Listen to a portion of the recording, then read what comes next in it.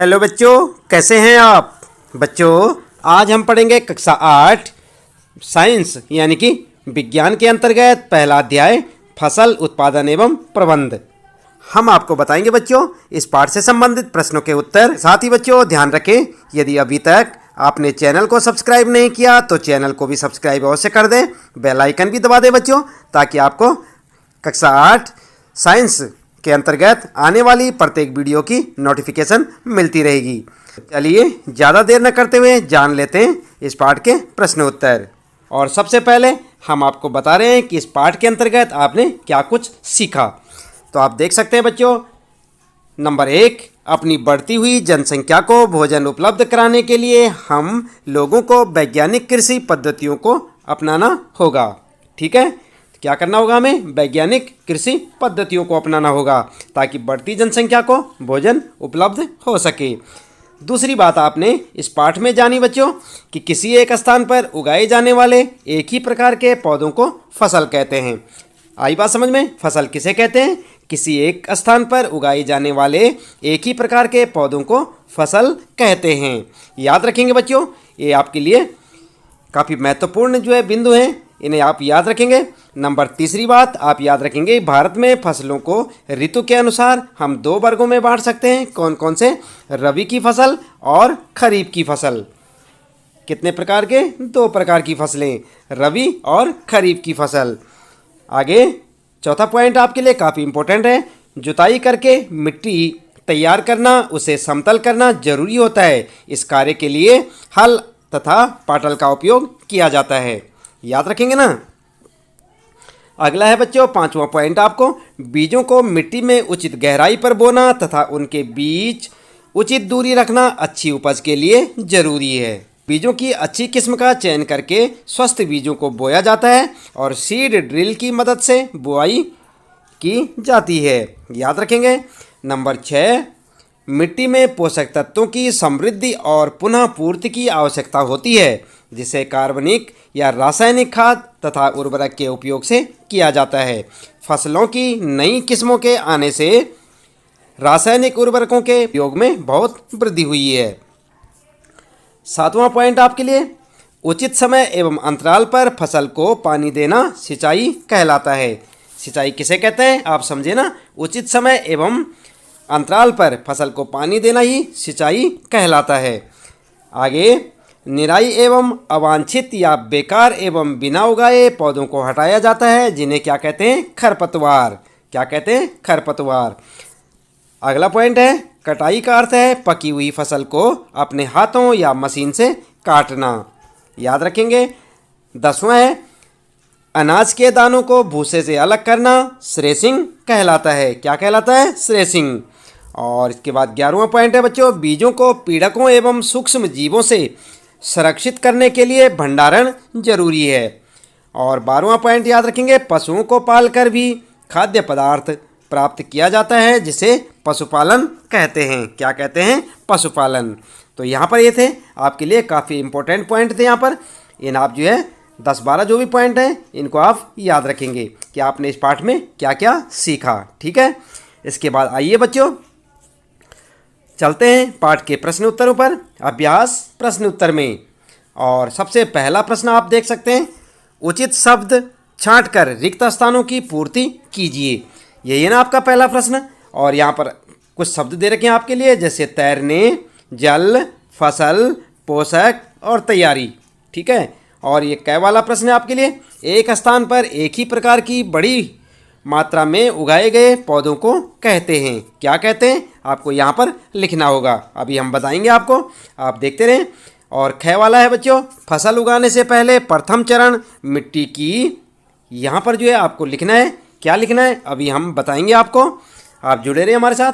और ग वाले में क्षतिग्रस्त बीज जल की सतह पर, और यहाँ पर फिर आपके लिए रिक्त स्थान छोड़ रखा है, यहाँ पर आपको लिखना है। क्या लिखना है अभी बताते हैं बच्चों।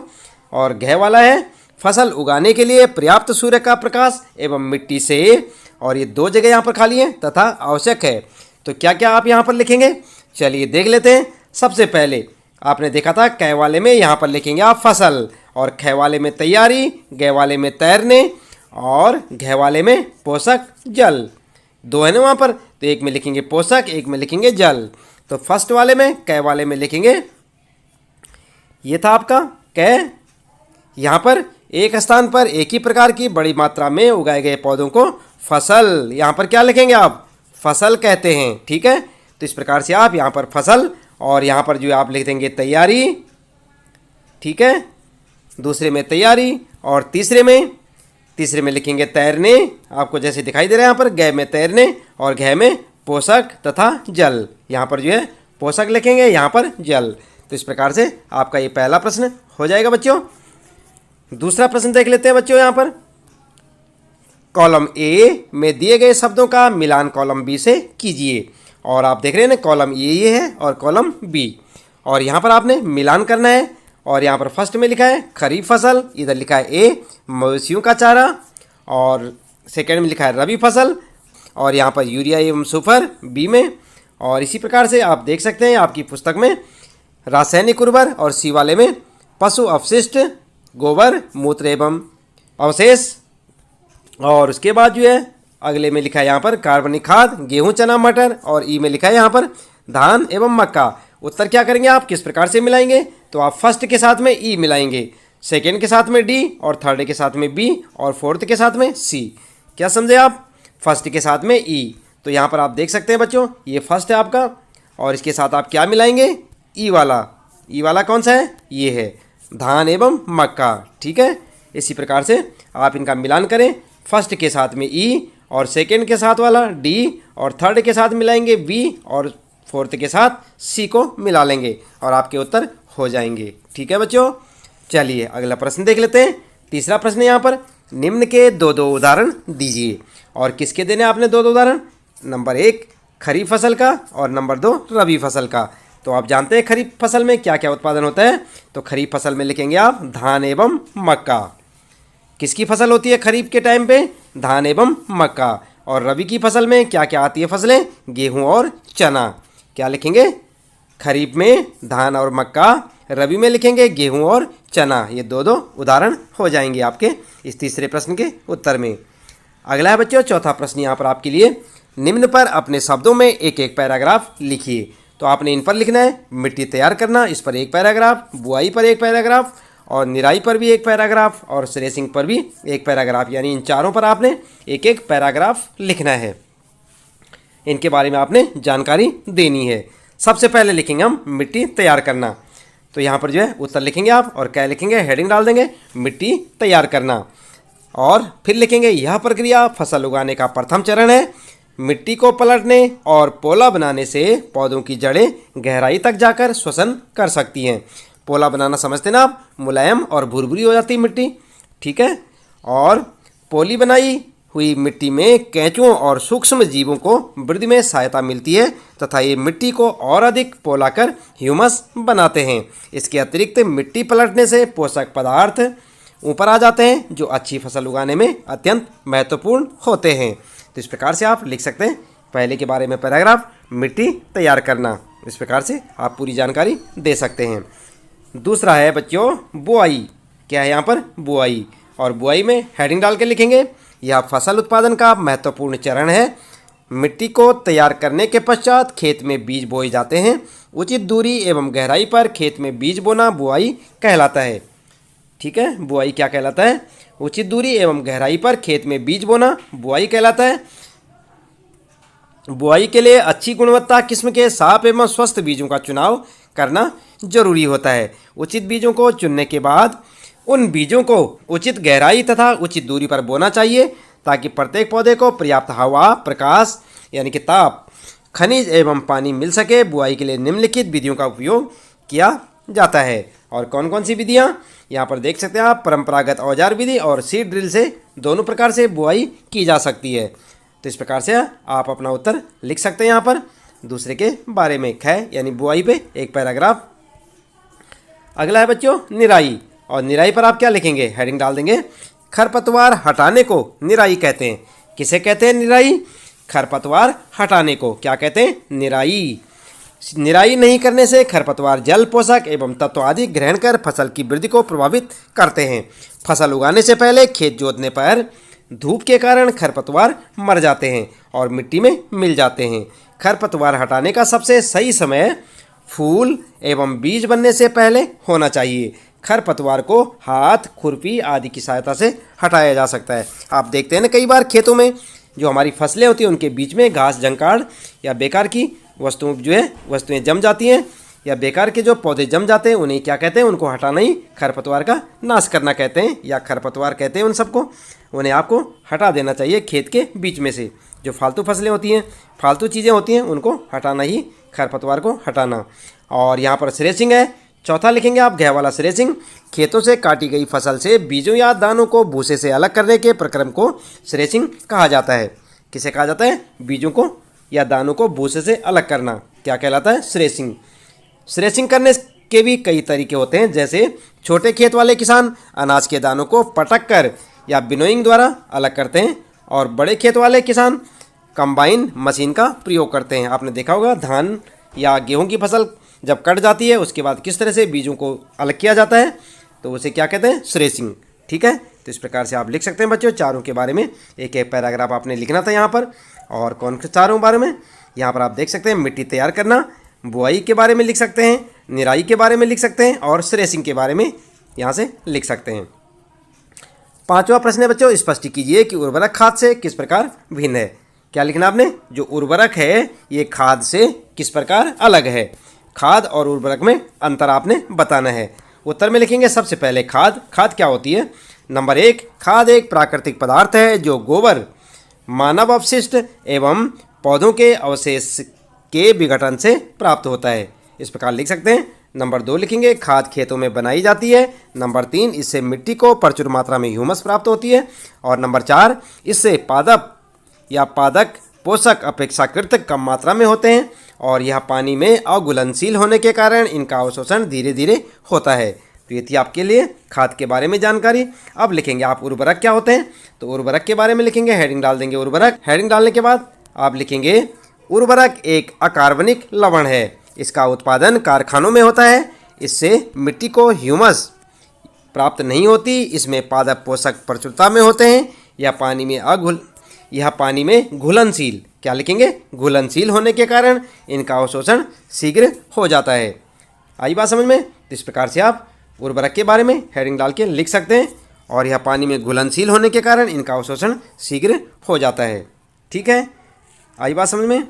इसके बाद लिखेंगे आप साथ ही साथ लिखेंगे उर्वरक की तुलना में खाद अच्छी मानी जाती है, क्योंकि इससे मिट्टी की जल धारण क्षमता में वृद्धि होती है। इससे मिट्टी भुरभुरी हो जाती है, जिससे गैस विनिमय सरलता से होता है। इससे जीवाणु की संख्या में वृद्धि होती है। इससे मिट्टी का गठन सुधारा जाता है। ठीक है, तो इस प्रकार आप लिख सकते हैं बच्चों। आप देख रहे हैं ना खाद और उर्वरक में क्या अंतर है।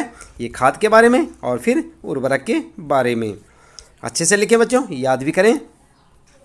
अगला प्रश्न है सिंचाई किसे कहते हैं। जल संरक्षित करने वाली सिंचाई की 2 विधियों का वर्णन कीजिए। तो आपने यहाँ पर सिंचाई के बारे में लिखना है। फसलों को कृत्रिम रूप से आवश्यकता अनुसार पानी देना सिंचाई कहलाता है। क्या होता है सिंचाई? फसलों को कृत्रिम रूप से आवश्यकता अनुसार पानी देना सिंचाई कहलाता है। करते हैं ना आप भी अपने खेतों में सिंचाई करते हैं, तो क्या करते हैं सिंचाई में? पानी तो देते हैं। जीवित रहने के लिए पौधों को जल की आवश्यकता होती है। पौधों में लगभग 90% यानी कि 90% जल होता है। फसल की स्वस्थ वृद्धि के लिए मिट्टी की नमी को बनाए रखने की आवश्यकता होती है, जिसके लिए विभिन्न अंतराल पर खेत में जल देना सिंचाई कहलाता है। अब आगे लिखेंगे जल संरक्षित करने वाली सिंचाई की 2 विधियां निम्नलिखित हैं, और किस किस तरह से सिंचाई की जा सकती है। नंबर 1, छिड़काव तंत्र द्वारा। इस विधि का इस्तेमाल असमतल भूमि यानी कि जो समतल नहीं होती है, जहां पर जल कम मात्रा में उपलब्ध हो, के लिए किया जाता है। इसमें नलों के ऊपर घूमने वाले नोजल लगे होते हैं। जब पंप से जल मुख्य पाइप में भेजा जाता है तो वह घूमते हुए नोजल से बाहर निकलकर वर्षा की भांति छिड़काव करता है। यह विधि बलुई मिट्टी के लिए अत्यंत उपयुक्त है। आई बात समझ में? किस मिट्टी के लिए? बलुई मिट्टी के लिए, जिसमें बालू या रेत अधिक होती है। तो इसमें क्या होता है? छिड़काव तंत्र के लिए छिड़काव तंत्र विधि से सिंचाई की जाती है। अगला है बच्चों ड्रिप तंत्र, यानी कि ड्रिप जो विधि है उसे सिंचाई की जाती है। इसमें जल बूंद बूंद करके पौधे पर गिरता है या पौधों पर गिरता है और बेकार नहीं होता। यह कम पानी वाले क्षेत्रों के लिए एक वरदान है। यह विधि फलदार पौधों, बगीचों आदि को पानी देने के का सर्वोत्तम तरीका है। कौन सा? ड्रिप तंत्र। याद रखेंगे, ड्रिप तंत्र। अगला है प्रश्न बच्चों 7वां, यदि गेहूं को खरीफ ऋतु में उगाया जाए तो क्या होगा? चर्चा कीजिए। यानी कि बेमौसम। क्या समझे आप? गेहूं का मौसम नहीं होता ना उस टाइम, तो अगर इसे खरीफ ऋतु में उगाया जाए तो क्या होगा? तो आप लिखेंगे गेहूं एक रबी फसल है, इसे शीत ऋतु में उगाया जाता है। खरीफ ऋतु जून से सितंबर तक होती है। इस समय वर्षा काफ़ी अधिक मात्रा में होती है, इसलिए इसे वर्षा ऋतु भी कहते हैं। क्या समझे आप? एक बार फिर से पढ़ें। गेहूं एक रबी फसल है, इसे शीत ऋतु में उगाया जाता है। कौन सी ऋतु में? शीत ऋतु में। और खरीफ ऋतु कब होती है? जून से सितंबर तक। याद रखेंगे टाइम। खरीफ ऋतु का जो समय होता है कब तक होता है? जून से सितंबर तक। इस समय वर्षा काफ़ी मात्रा में होती है, इसलिए इसे वर्षा ऋतु भी कहते हैं। किसको? खरीफ ऋतु को वर्षा ऋतु भी कह सकते हैं। यदि गेहूं को इस समय उगाया जाए तो गेहूं के पौधे अधिक मात्रा में पानी मिलने की वजह से सड़कर खराब हो जाएंगे और फसल बर्बाद हो जाएगी। इसका मतलब क्या समझे बच्चों आप? गेहूं को इतना अधिक मात्रा में पानी नहीं चाहिए, इसलिए वे बरसात की ऋतु में नहीं हो पाएंगे और सड़कर खराब हो जाएगी गेहूं की फसल। 8वां प्रश्न है बच्चों, खेत में लगातार फसल उगाने से मिट्टी पर क्या प्रभाव पड़ता है? व्याख्या कीजिए। खेत में लगातार फसल उगाने से, एक बार फसल उगाई, दोबारा उगाई, तीसरी बार उगाई, बार बार अगर हम लगातार जो है फसल उगाएंगे खेत में तो मिट्टी पर क्या प्रभाव पड़ता है? तो काफ़ी इंपॉर्टेंट है, याद रखेंगे। खेत में लगातार फसल उगाने से मिट्टी में कुछ पोषक तत्वों की कमी हो जाती है, जिससे उसकी उर्वरता भी कम हो जाती है। यही कारण है कि खेत में लगातार फसल नहीं उगानी चाहिए और खेत को कुछ समय के लिए परती छोड़ देना चाहिए, यानी कि एकदम खाली छोड़ देना चाहिए। एक अन्य तरीका फसल चक्रण है। आप यहाँ पर चक्रण लिखें। इसमें किसान एक फसल के बाद दूसरी किस्म की फसल उगाते हैं, जिससे मिट्टी में नाइट्रोजन का पुनः पूरण होता रहता है।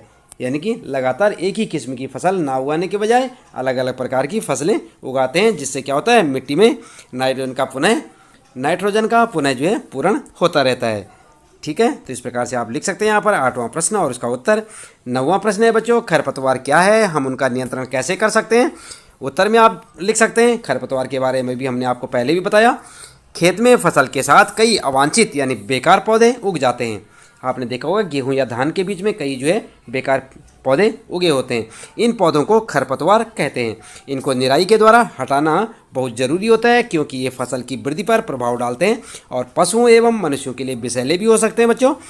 उनको नियंत्रण करने के कई तरीके हैं।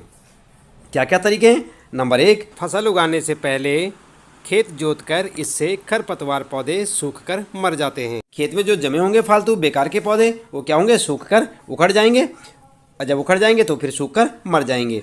नंबर 2, फूल एवं बीज बनने से पहले हाथ से खुरपी आदि की सहायता से पौधों को उखाड़ना। यानी कि आप देखते हैं कि खेत में कुछ बेकार पौधे जमे हुए हैं तो उनको आप जो है खुरपी हाथ से उखाड़ कर फेंक सकते हैं।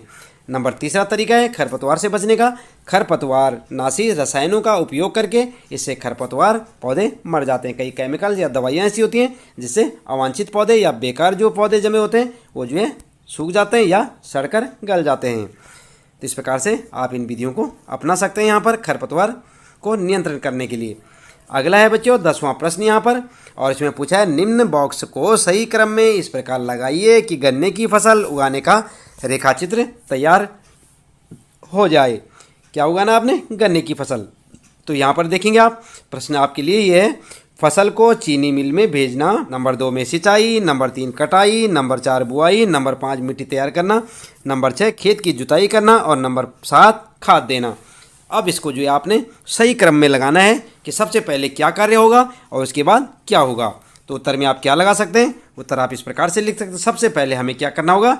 मिट्टी तैयार करनी होगी, फिर खेत की जुताई करना, फिर बुआई करना, खाद देना और सिंचाई, फिर कटाई और फसल को चीनी मिल में भेजना। तो इस प्रकार से आप अपना उत्तर लिख सकते हैं बच्चों। देख रहे हैं ना आप? ठीक इसी प्रकार से आप अपना उत्तर लिखें। इसके बाद 11वां प्रश्न है, नीचे दिए गए संकेतों की सहायता से पहेली को पूरा कीजिए।